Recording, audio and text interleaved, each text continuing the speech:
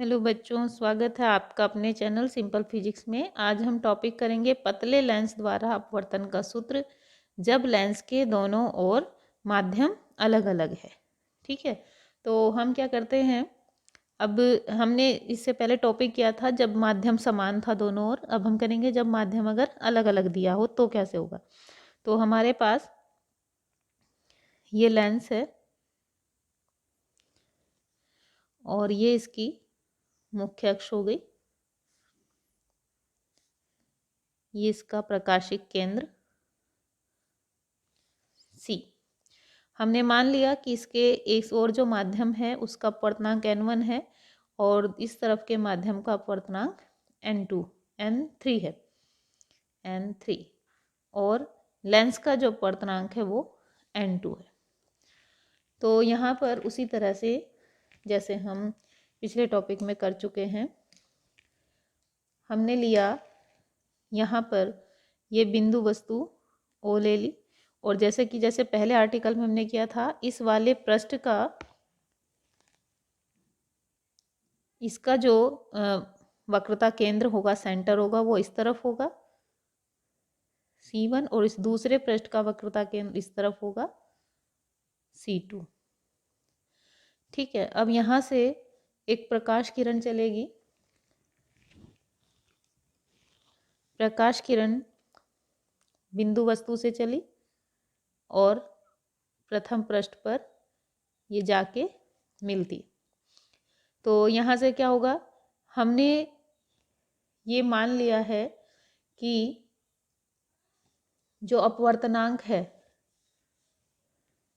n2 जो है, यानी लेंस का जो अपवर्तनांक है वो n1 से भी ज़्यादा है और n3 से भी ज़्यादा है। यानी जो माध्यम है वो इस लेंस के सापेक्ष विरल है और कांच जो है यानी लेंस का जो पदार्थ है वो सघन माध्यम है।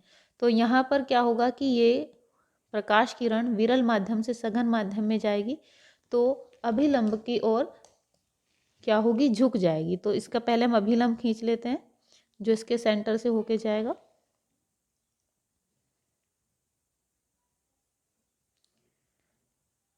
ये इसका अभिलंब हो गया। तो जब ये इस लेंस में प्रवेश करेगी तो इस अभिलंब की ओर थोड़ा झुक जाएगी। तो ये इस तरह से थोड़ा सा झुक गई। इसको ऐसे आगे जाना था लेकिन ये इसमें क्या हुआ, थोड़ा सा झुक गई। तो झुकने के बाद अब ये यहाँ मुख्य अक्ष से तो नहीं मिलेगी, जो मुख्य अक्ष के अलोंग जो जा रही है किरण उससे तो नहीं मिलेगी। तो हमने क्या किया, इसको हमने पीछे बढ़ा लिया। तो पीछे बढ़ाने पर इस तरह से यहाँ ये पीछे बढ़ाने पर यहाँ पर मिलती है मुख्य अक्ष से। तो इस वस्तु का आभासी प्रतिबिंब यहाँ हम मान लेते हैं आई डैश पर बन जाता है। जब प्रकाश किरण खुद मिलती है तो जो प्रतिबिंब बनता है, इमेज जो बनती है वो वास्तविक होती है, रियल होती है। और अगर हम किरण को अपने आप बढ़ाकर या पीछे या आगे करके अगर मिला रहे हैं तो प्रतिबिंब आभासी होता है, वर्चुअल होता है। ठीक है, तो अब हम यहाँ पर इनकी सभी जो भी डिस्टेंसेस है वो लिख लेते हैं।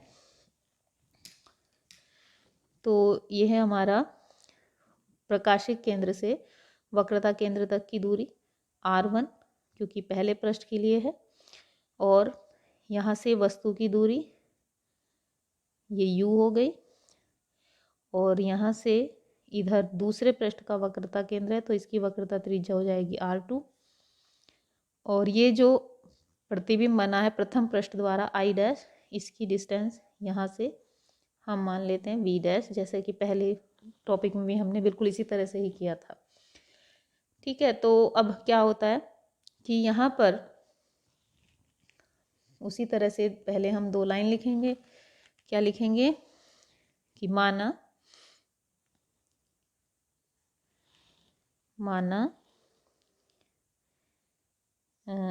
n2 अपवर्तनांक का एक उत्तल लेंस है जिसके एक और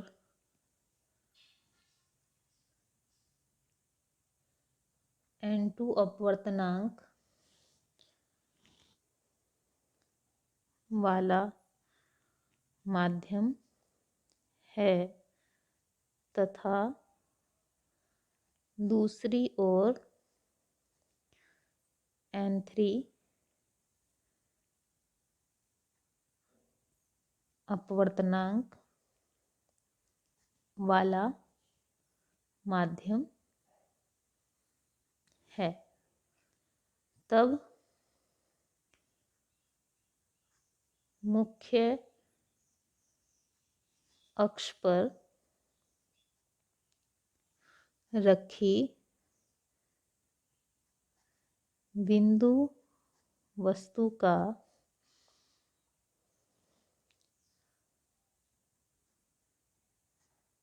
लेंस के तो प्रथम पृष्ठ द्वारा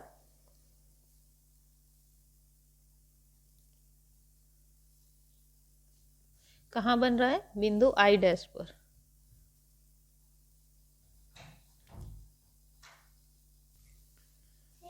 I डैश पर बनता है।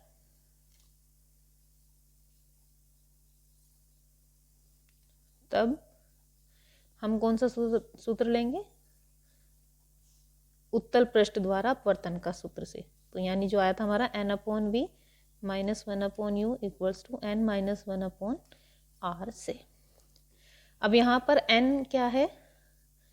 जहाँ n इक्वल्स टू ये इस n1 अपवर्तनांक के माध्यम से n2 अपवर्तनांक के माध्यम में प्रकाश किरण जा रही है, तो n इक्वल्स टू होगा n2/n1। तो यहाँ पर हम रख देंगे n की जगह रखेंगे n2/n1 अपॉन v। v यानी प्रतिबिंब की दूरी। तो प्रथम पृष्ठ के लिए प्रतिबिंब I डैश पर है, तो v की जगह आ जाएगा v डैश -1/u वस्तु की दूरी u इक्वल्स टू n की जगह n2/n1 -1। ये -1 यहाँ पर आया -1 अपॉन इसकी वक्रता त्रिज्या r1। तो यहाँ पर हमारे पास अभी जो ये n/, में जो n1 है हम इसको सॉल्व करेंगे। तो इसके लिए हम क्या करते हैं, 1/n1 बाहर कॉमन ले लेते हैं। तो 1/n1 कॉमन लिया, यहाँ से बचेगा n2/v डैश माइनस इस, अब हमने 1/n1 कॉमन लिया है लेकिन यहाँ पर 1/n1 नहीं है, तो 1/n1 से ये डिवाइड हो जाएगा, यानी हो जाएगा 1/, मैं आपको अलग से करके दिखाती हूँ। यहाँ पे 1/u हम डिवाइड कर रहे हैं किससे? 1/n1 से, क्योंकि हमने 1/n1 कॉमन लिया है और यहाँ पे ये नहीं था। तो अपॉन के अपॉन में होने से ये n1 ऊपर चला जाएगा और ये बन जाएगा n1/u। तो हम यहाँ पर लिख देंगे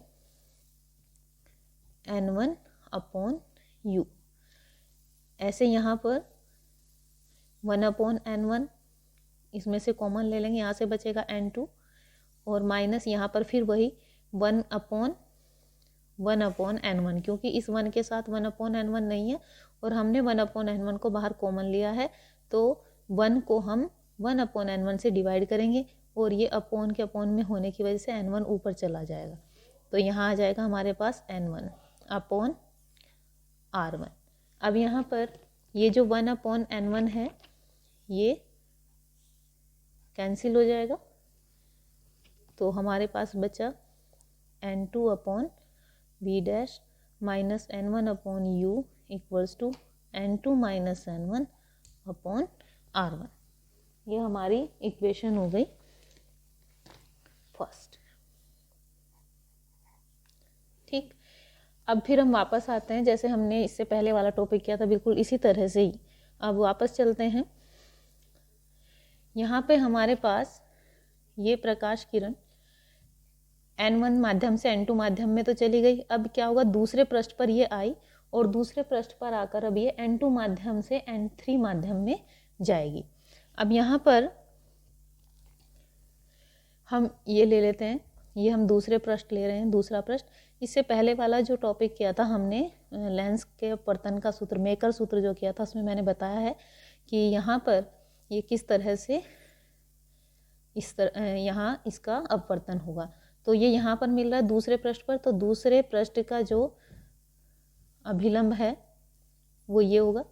अब यहाँ से प्रकाश किरण जब N2 माध्यम से N3 माध्यम में जाएगी और N3 जो है वो N2 से कम है, यानी N3 लेस देन N2, ये विरल माध्यम है और लेंस का जो माध्यम है वो सघन है।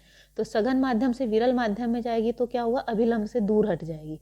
तो अभिलंब से दूर हट के ये किरण ऐसे यहाँ मिलेगी और वस्तु O का फाइनल प्रतिबिंब I पर बनेगा।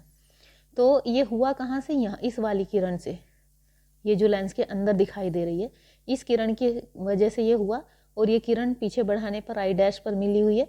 इसका मतलब जो I डैश है वो दूसरे पृष्ठ के लिए वस्तु का काम करेगा और इसका फाइनल प्रतिबिंब दूसरे पृष्ठ द्वारा बिंदु I पर बनेगा।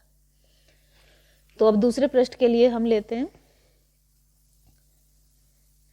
तो यहाँ लिखेंगे प्रतिबिंब I डैश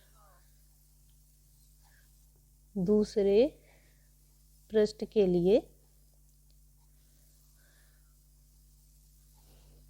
वस्तु का कार्य करता है, जिसका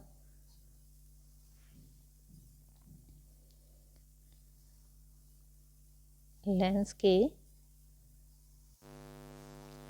दूसरे पृष्ठ द्वारा अंतिम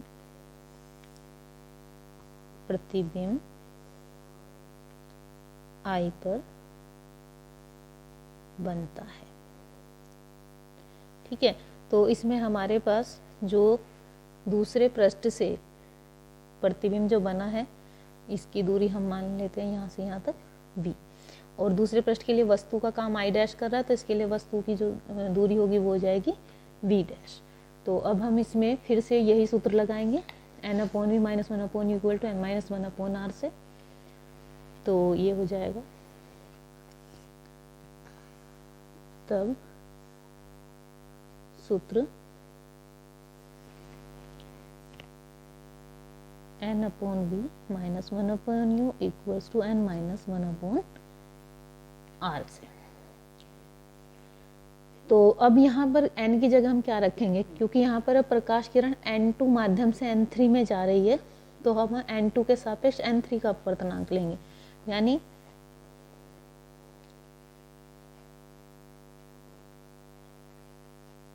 जहाँ n इक्वल्स टू होगा N3/N2। तो हम यहाँ पर फिर उसी तरह से रखते हैं, n की जगह N3/N2 अपॉन v, यानी प्रतिबिंब की दूरी। तो यहाँ पर दूसरे पृष्ठ से प्रतिबिंब की दूरी v पर है, तो ये हो जाएगा v - 1/u, वस्तु की दूरी।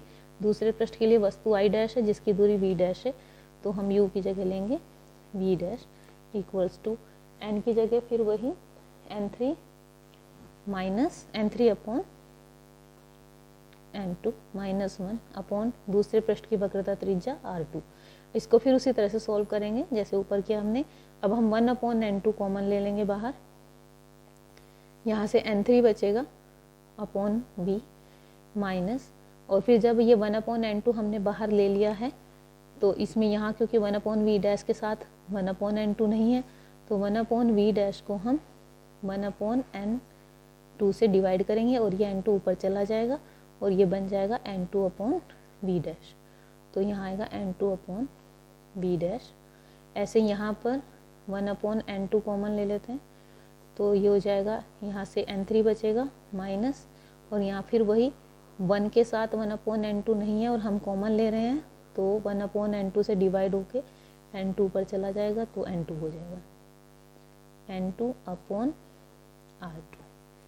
अब यहाँ पर फिर उसी तरह 1/N2 से 1/N2 कॉमन ये कैंसिल हो गया, क्या बचेगा N3/v minus N2/v dash equals to इसमें से हम माइनस और कॉमन ले लेते हैं, तो ये हो जाएगा जो माइनस का n2 था ये प्लस का बन जाएगा और ये प्लस वाला n3 माइनस हो जाएगा अपॉन R2। ये हमारी इक्वेशन हो गई सेकेंड। अब इक्वेशन फर्स्ट और सेकंड को हम ऐड कर देंगे।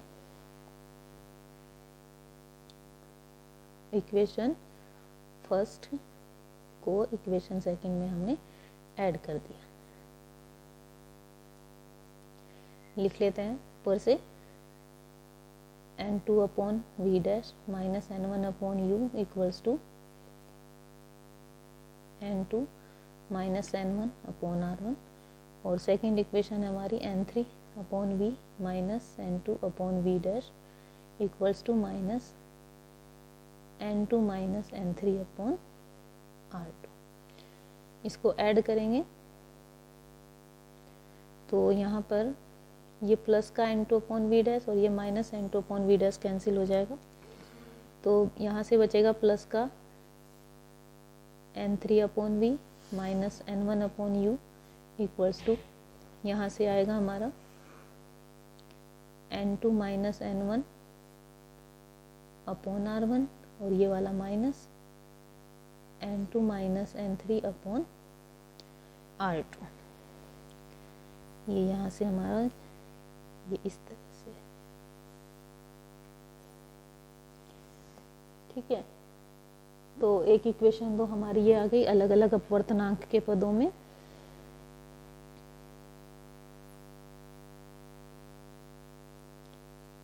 ये इक्वेशन हो गई थर्ड, ठीक है। ये कब होगा? जब लेंस के दोनों ओर का माध्यम अलग अलग है। तो ये हमारा लेंस के अपवर्तन का सूत्र हो जाएगा। बच्चों, आप उम्मीद है कि आपको टॉपिक समझ में आया होगा। अगर वीडियो अच्छी लगी है तो लाइक एंड शेयर ज़रूर करें और चैनल अगर सब्सक्राइब नहीं किया है तो चैनल सब्सक्राइब कर लें और कोई प्रॉब्लम हो तो कमेंट बॉक्स में आप पूछ सकते हैं। Thank you.